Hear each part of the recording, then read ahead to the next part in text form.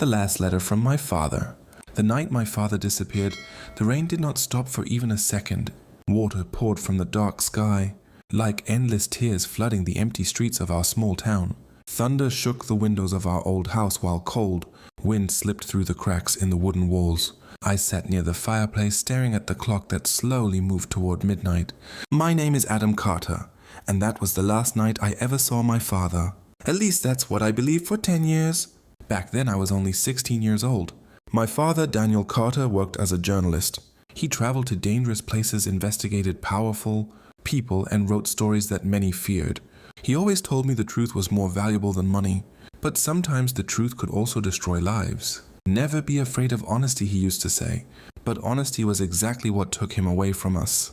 That stormy night my father came home late. His clothes were soaked from the rain and his face looked pale and tired. He locked the front door quickly and pulled the curtains shut as if someone had followed him. My mother noticed immediately. "What happened?" she asked nervously. Father looked at both of us before speaking quietly. "If anything happens to me, you must leave this town." The room became silent. I laughed nervously because I thought he was joking, but my mother didn't laugh at all. Fear slowly appeared in her eyes. "What are you talking about?" she whispered. Father walked toward his office without answering. A few minutes later he returned carrying a small brown envelope. He handed it to me carefully. "Keep this hidden," he said, "and promise me you won't open it unless you truly need answers." I stared at the envelope. "What's inside?" "Protection," he replied softly. Before I could ask another question, loud knocking exploded at the front door. Bang, bang, bang. My mother jumped in fear. The knocking became more aggressive.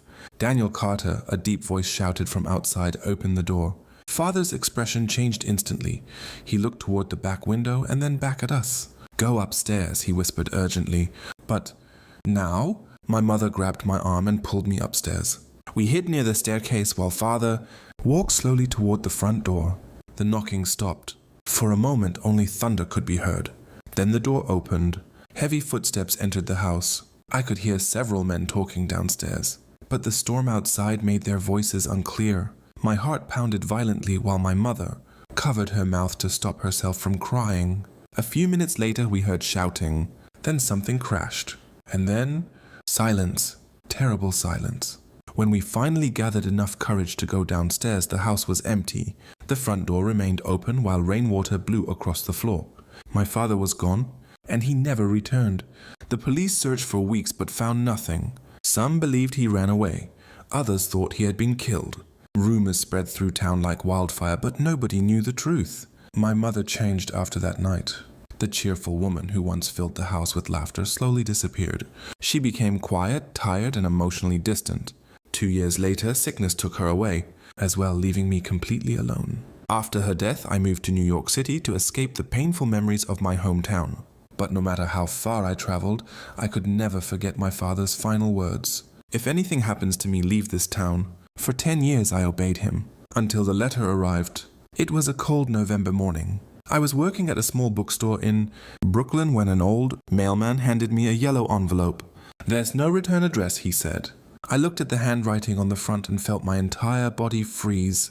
It belonged to my father. My hands trembled as I opened the envelope carefully. Inside was only one sentence. "Come back home. The truth is waiting." No signature, no explanation, nothing else. That night I couldn't sleep. Thousands of questions filled my mind. Was my father alive? Who sent the letter? Why now? By sunrise I had already packed my bags.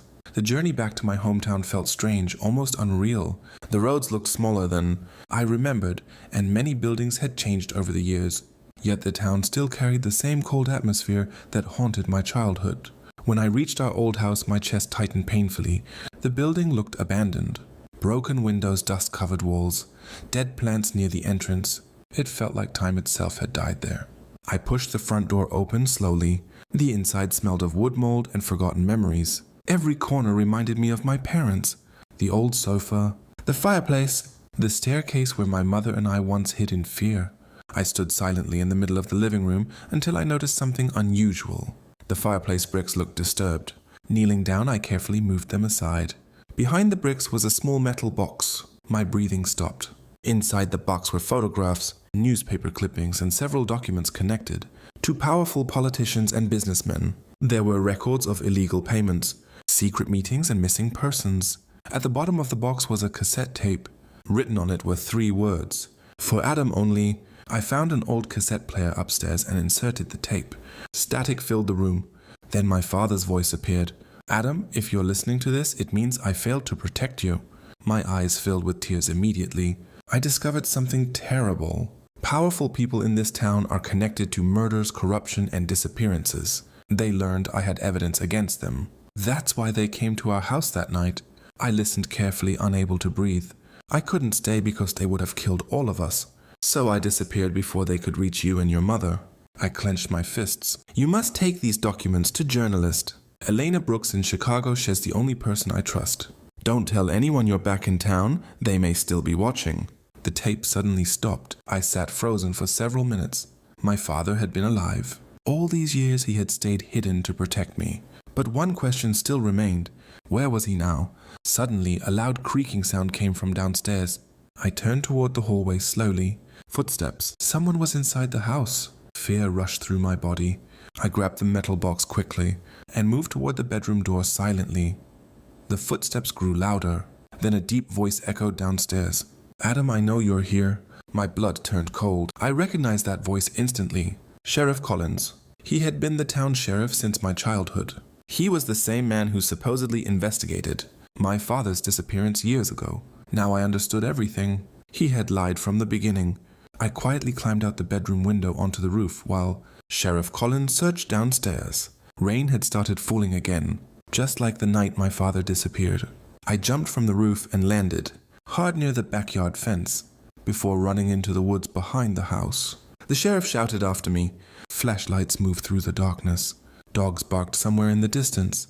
I ran for nearly an hour until I reached an abandoned cabin near the river. Exhausted and soaked from rain, I locked the door behind me and tried to calm my breathing. Then I noticed someone sitting in the corner, an old man. For a second I almost screamed, but when the man stepped into the moonlight, tears filled my eyes. Dad? He looked older, thinner, and tired beyond recognition. His beard had turned gray and deep. Scars covered his face. But it was him. My father stood slowly, emotion trembling in his eyes. You shouldn't have come back, he whispered. I ran toward him and hugged him tightly. For years I had imagined this moment. I thought I would feel anger. Instead, I only felt relief. You're alive, I said weakly.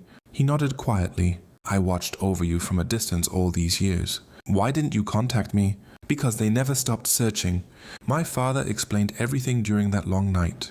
The corruption in town was far bigger than I imagined. Politicians, police officers, businessmen, even judges were involved in criminal activities. My father had gathered evidence against them, but before he could publish the story, they discovered his investigation. Sheriff Collins worked for them. The men who entered our house that night were not there to arrest my father. They were there to kill him. I escaped through the back while they distracted your mother, Father explained. But once I disappeared, I could never safely return. Why send the letter now? Because one of them is running for governor. If he wins, the truth will disappear forever. By morning we decided to leave town immediately and deliver the evidence to journalist Eleanor Brooks. But Sheriff Collins was already ahead of us. As we drove toward the highway, police vehicles suddenly blocked the road. Father cursed under his breath. They found us. More cars appeared behind us. We were trapped. Sheriff Collins stepped out holding a gun. It's over, Daniel, he shouted. Father looked at me calmly. Take the evidence and run when I tell you. No, I'm not leaving you again. Adam, listen to me. Gunshots exploded before he could finish. The windshield shattered. Father pushed me down as bullets hit the car. Run. I grabbed the metal box and escaped through the passenger door while chaos erupted behind me. I heard more gunshots, people shouting, tires screeching, but I kept running through the forest beside the highway. Hours later, I finally reached a gas station and contacted Eleanor Brooks using a public phone. Within days, the evidence spread across national news channels. The corruption scandal shocked the entire country. Politicians resigned. Several officers were arrested. Sheriff Collins disappeared before authorities could capture him. But the biggest loss came when I learned my father had died during the shootout near the highway. For the second time in my life, I lost him, except this time I finally knew the truth. Months later, I visited my hometown one last time. The storm clouds had disappeared and sunlight covered the streets peacefully. Standing near my parents' graves, I realized something important. Sometimes people disappear not because they stop loving us, but because protecting us costs them everything.